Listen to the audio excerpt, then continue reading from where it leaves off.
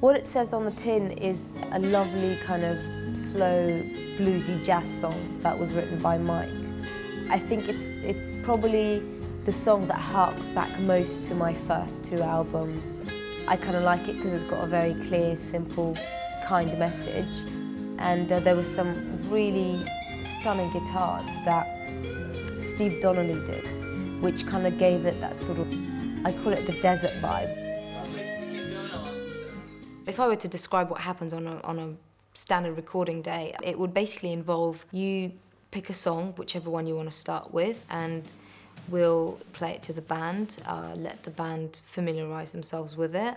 Generally speaking, we do know what we want, but sometimes we don't really know. We sort of leave it up to the moment to come up with something and see where it all fits. Can I play what you'd play?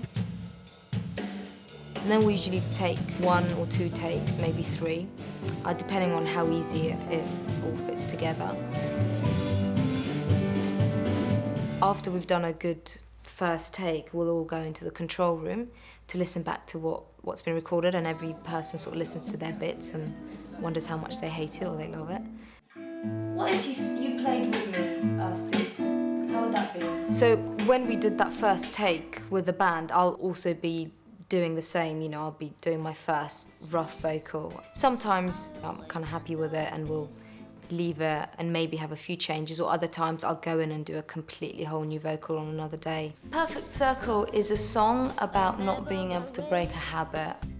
You know, whether it's addiction, or it could be addiction to a person, to drugs, to a daily routine. It's a situation that all of us have been in, whether an extreme version of it or not. And even when I'm walking straight, I always end up in a perfect circle. Oh, I try, but I just can't wait to break out of this perfect circle. I think your audience can grow with you because, you know, at the end of the day, there's the argument that they'll get bored of the same old thing because they've got the first 2 records to listen to, or the first record to listen to. If they want the same thing, they'll just got to listen to that. And I think it's good to sometimes challenge your audience, give them something a bit different. In this ghost town, I feel like giving in. Since you left, I'm living in an old ghost town. Ghost Town, it's a song I wrote with Mike, and the interesting thing about it is that the lyrics, he had them written for quite some time. He was trying to write the music for it, and I suggested maybe something a bit more up-tempo than what he initially was going for. And so I started playing the guitar when we were writing, and it suddenly turned into this sort of reggae-filled track. And we were quite surprised by that. I kind of never thought I'd be singing reggae.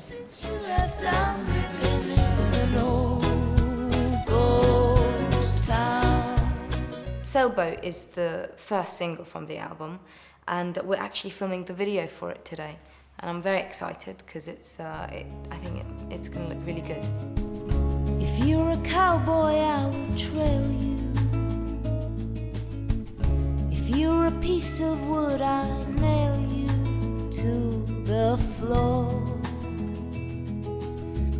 If you're a sailboat, I would sail you to the shore.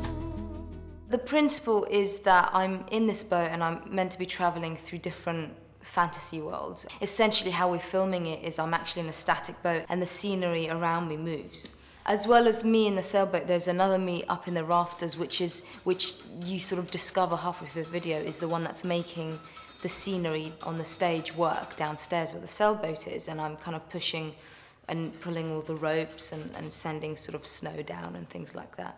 The team of directors, Tom and Ian, they've been incredible. They came up with this whole concept for the video, which we loved, and I actually just met them yesterday when I first got here. So to begin with, this is our first little set here. So we start with Katie, we find her in a boat in this sort of mysterious little area here. What's kind of unique maybe about this idea is that we wanted to have almost a whole set revolving around her. This one we've just finished with this morning, which is the marsh scenario. the best thing about this marsh scenario is it's made of many, many different parts. And what happens is these break apart when we go into the next scenario, all in one nice fluid motion. If you were a river, I would swim you. If you were a house, I would live in you all my days. If you were a preacher, I'd begin to change my ways.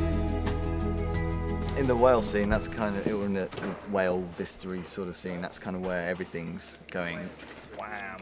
Yeah, we've got no background, but lots and lots of foreground elements. We've got fish and tropical birds, and we've got a bit of water coming out of the whale's pipe. And really, we wanted the whole thing to really sort of peak in terms of where it was going, and so that's the first instrumental bit when Katie isn't performing, but we just want to have almost a grab bag of really beautiful stuff to pull from for that bit. Today we have been recording the brass, and they just kind of add that little magic touch.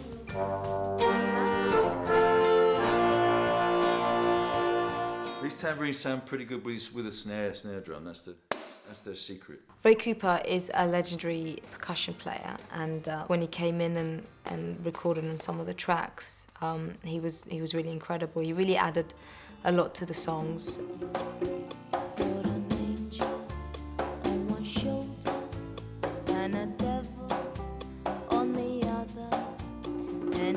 Dirty Dice is another song that I wrote with Andrea McEwen, and the song is about this girl who kind of takes and doesn't really give, and she's a bit of a kind of a shady character, likes to play cards and you know, not cheat, but sort of cheats in life, generally speaking. I try to kind of go for like that kind of slightly sleazy kind of underground feel in terms of the style of the music, and I think we achieved it quite well. There's a trumpet on it that gives it that sort of Mexican feel, and it kind of happened by accident. We were trying to go for that feel, but we didn't plan for the trumpet to sort of achieve it. You know, there's a balance that we were not making it too pastiche Western, and then making it like almost like a pretend Quentin Tarantino soundtrack. You do just know, you know, you just go into the studio and you kind of, just by the fact that you've grown and developed, the album will be different to the first two. It's not about just changing for change's sake. It's kind of just having different interests and trying to, you know, stay true to your heart and not just trying to emulate the successes of the first two records. And so I think the most important thing is to be brave and to do what you believe in, and never to release what you're not 100% happy with.